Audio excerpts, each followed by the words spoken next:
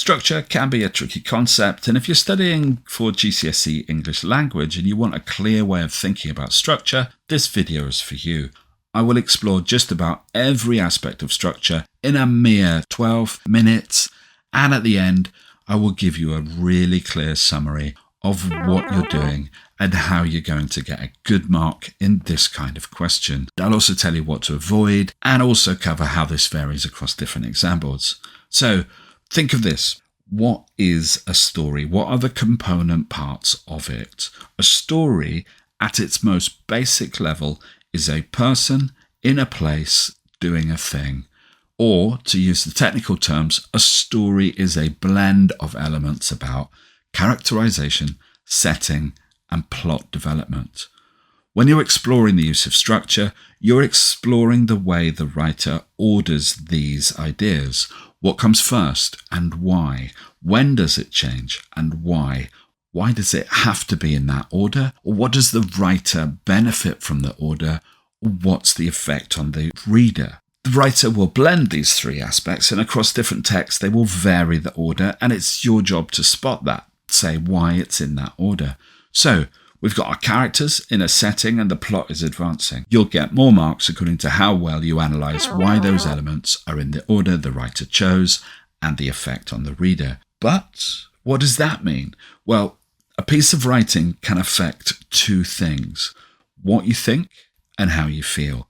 So in our heads, we now have 5 different variables to explore, and they will overlap. So the 3 focuses are characterization, setting, and plot development, and the other 2 are the effects, what it makes the reader think or feel. Let's pick at the different focuses and give you some of the possible effects. So let's start with characters. The writer can choose to develop a character in a few ways. The focus could be on their physical appearance, like their clothing. The effect of this might be to make us think that they're rich or poor, stylish or part of a certain group. The effect might be to make us feel sympathy or contempt for them. We like them or we don't. Physical appearance might also cover their facial expressions. In the Twits, which is sadly not a GCSE or A-level text, Roald Dahl said, "If a person has ugly thoughts, it begins to show on the face. And when that person has ugly thoughts every day, every week, every year, the face gets uglier and uglier until you can hardly bear to look at it." So, if a writer gives you details of the face, ask yourself why. What thoughts and feelings does it suggest are on the inside? The writer is focusing on this because they want to create the appearance of a character that is like something, a character that will behave a certain way, a character that will make the reader feel a certain way about them. A key structural feature for character development is dialogue. If the writer chooses to include speech, that's a structural choice, and it has to be there for a reason.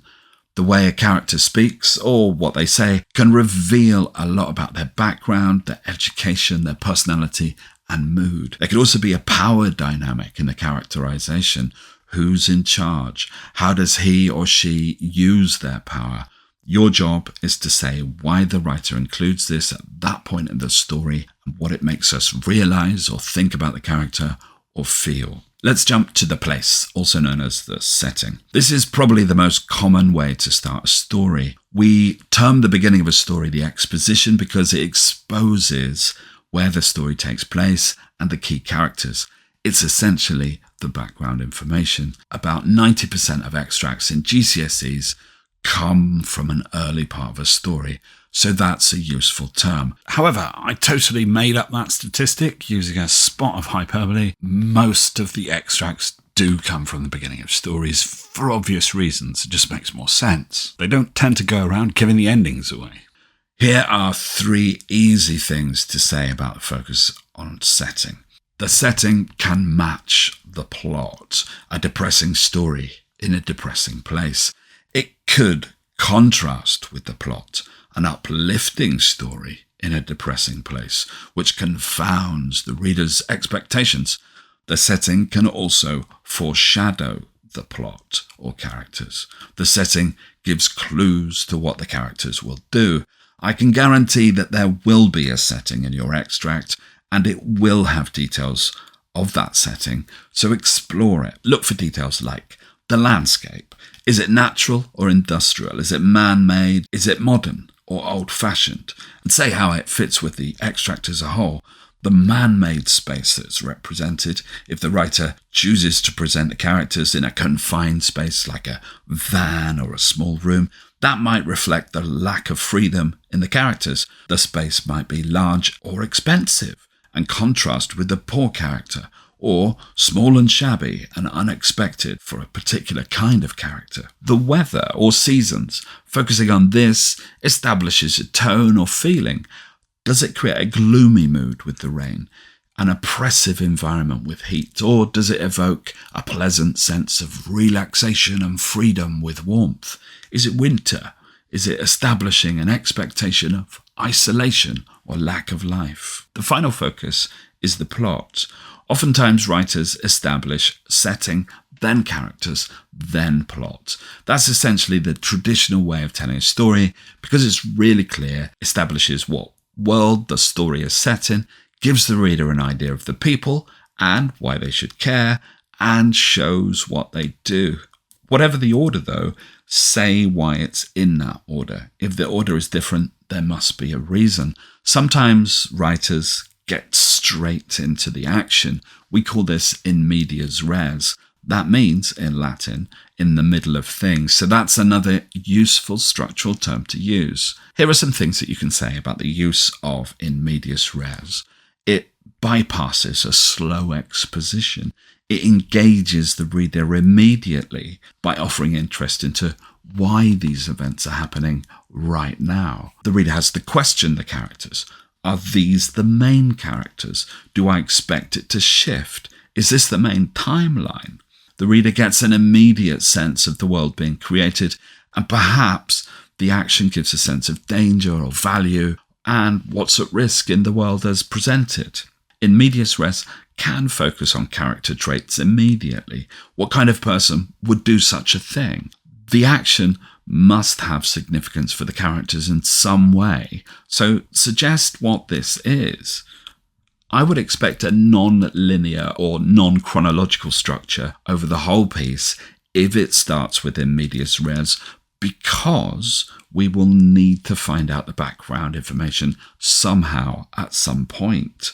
We need to see the causes of what's presented at the start of the story. In medias res may well create a confusing mood, and that engages the reader because we want to find out the whys of what's happening and the effects on people. If we're considering plot in general, you can consider the old adage, actions speak louder than words. Think about what a character does in a situation and how it reveals much of their values, their strengths, their weaknesses, or hints or foreshadows something that might or does happen later. Remember Freytag's pyramid? Use words from it to identify what's happening. The whole thing is exposition, rising action, climax, falling action, resolution. In reality, if you're looking at an extract, the likelihood is that it's going to be in the first 3 stages of Freytag's pyramid. So use at least one of these words in your answer and crucially analyse how it is created. I've already talked about exposition, so let's focus on rising action. Why is this important? Building tension is great, but don't stop when you say that a point builds tension. Why is it tense? How is it tense? The answer will probably be because the reader already cares about the character and now the reader is worried because of something we know from earlier. Be specific about whatever that is and you are golden. That deals with what the reader thinks about the character, but what about what they feel about the action? There will be some degree of emotional investment in a narrative. The reader is supposed to care. So analyse why and how they're made to care about what's happening. The final thing that I'll explain with plot is pace.